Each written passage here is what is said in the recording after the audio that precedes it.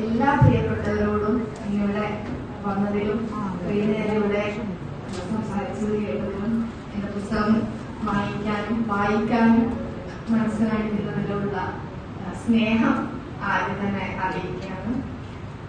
K P Raman മാഷ്, സജീവ് മാഷ്, ഷീല മാം, അങ്ങനെ ഒരു വലിയ നിര തന്നെ ഈ ഒരു ചടങ്ങിന് വേണ്ടിയിട്ട് ഒരുക്കി തന്ന ശശിമാഷോടും റോഹിതനോടും കുടുംബത്തിനോടുള്ള നന്ദി ഈ ഒരു അവസരത്തിലെങ്കിലും ഞാൻ പറഞ്ഞില്ലെങ്കിൽ അത് ഭയങ്കര നന്ദികളായി പോകും. ഒരു നന്ദി പറയേണ്ട കാര്യമില്ലാന്ന് എനിക്കറിയാം. പക്ഷെ ഇവിടെ സൂചിപ്പിച്ചതുപോലെ ഒരു മകളെ പോലെ കണ്ടുകൊണ്ട് ശശിമാഷ് ആദ്യം തൊട്ട് അവസാനം വരെ കൂടെ നിന്നിട്ടുണ്ട്.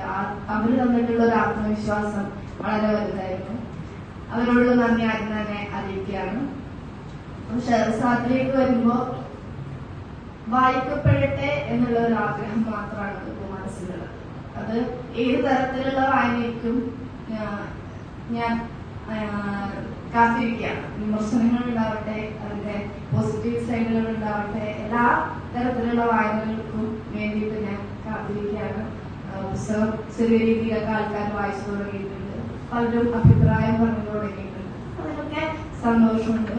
ഷെഹർസാദിലേക്ക് വരുമ്പോ ഒരിക്കലും ഇതിങ്ങനെ ഒരു പ്രകാശന ചടങ്ങിലേക്ക് എത്തും എന്ന് വിചാരിച്ചിട്ടേ ഉണ്ടായിരുന്നു. ശരിക്കും ഒരു ഡ്രീം കം ട്രൂ മൊമെന്റ് ആണ് എന്നെ സംബന്ധിച്ചിടത്തോളം ഈ ഒരു നിമിഷം എന്ന് പറയുന്നത്. ജീവിതത്തിലെ മുഴുവനായിട്ടും ഓർത്തു വെക്കാൻ പറ്റുന്ന ഒരു നിമിഷം. നിങ്ങളുടെ എല്ലാവരുടെയും മുഖം എനിക്ക് ഓർമ്മയുണ്ടാവും. എന്റെ മനസ്സിൽ തീർച്ചയായിട്ടും നിങ്ങൾ എല്ലാവരും ഉണ്ടാവും.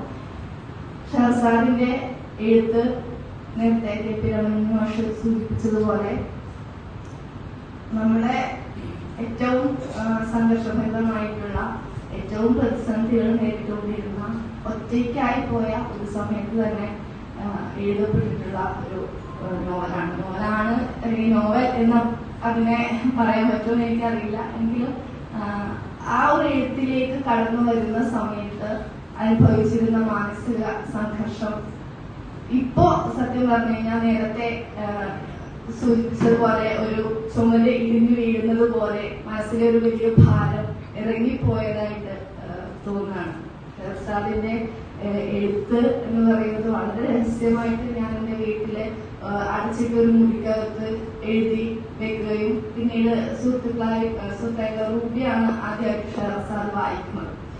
റൂബി വായിച്ചിട്ട് ചേച്ചി ഇത് എന്താ നിറഞ്ഞ കണ്ണുകളോട് കൂടിയിട്ടാണ് റൂബിയോട് ഈ ഒരു ഷെഹർസാദിനെ കുറിച്ച് പറയുന്നത്. തീർച്ചയായിട്ടും ഇത് പ്രസിദ്ധീകരിക്കണം എന്ന് ആദ്യം പറയുന്നത് അവളാണ്. പിന്നീട് മാധു വായിക്കുകയുണ്ടായി, സനീഷേട്ടൻ വായിക്കുകയുണ്ടായി, രതീഷേട്ടൻ വായിക്കുകയുണ്ടായി. അപ്പൊ അവരൊക്കെ നേരത്തെ സൂചിപ്പിച്ചതുപോലെ ഇതിന്റെ ഒരു വലിപ്പത്തെ കുറിച്ചും അതിൽ വന്നു വരുന്ന ചെറിയ ചെറിയ അല്ലെങ്കിൽ നടത്തിയിടുന്ന എഡിറ്റിങ്ങുകളെ കുറിച്ചൊക്കെ സൂചിപ്പിച്ചിട്ടൊക്കെ ഉണ്ടായിരുന്നു. എനിക്ക് എന്തുകൊണ്ടോ അത് നീട്ടി വലിച്ച് വലുതാക്കാനുള്ള ഒരു തോന്നൽ എനിക്ക് ഉണ്ടായില്ല. അങ്ങനെ ചെയ്തു കഴിഞ്ഞാൽ എനിക്ക് ആ ഒരു ക്രാഫ്റ്റിന്റെ ഭംഗി നഷ്ടപ്പെട്ടു പോവോ എന്നുള്ളൊരു പേടി ഉണ്ടായിരുന്നു. അതുകൊണ്ട് അത് വലിച്ചു നീട്ടി വലുതാക്കണ്ട എന്ന് തീരുമാനിക്കായിരുന്നു. പലരും ഇത് പ്രസിദ്ധീകരിക്കുന്നതിന് മുന്നേ തന്നെ വായിച്ചിട്ടുള്ള ആൾക്കാരൊക്കെ അഭിപ്രായം പറഞ്ഞിട്ടുണ്ടായിരുന്നു.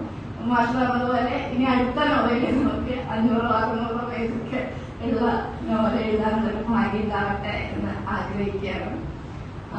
ഞാൻ അനുഭവിച്ചിട്ടുള്ള അല്ലെങ്കിൽ എനിക്ക് ചുറ്റും ഉള്ള ഒരുപാട് മനുഷ്യര് അനുഭവിച്ചുകൊണ്ടിരിക്കുന്ന പല പല സന്ദർഭങ്ങളെയും അവരുടെ ജീവിതാനുഭവങ്ങളെയും നോക്കിക്കണ്ടുകൊണ്ടാണ് ഈ ഒരു നോവലിന്റെ എഴുത്തിലേക്ക് വന്നിട്ടുള്ളത്.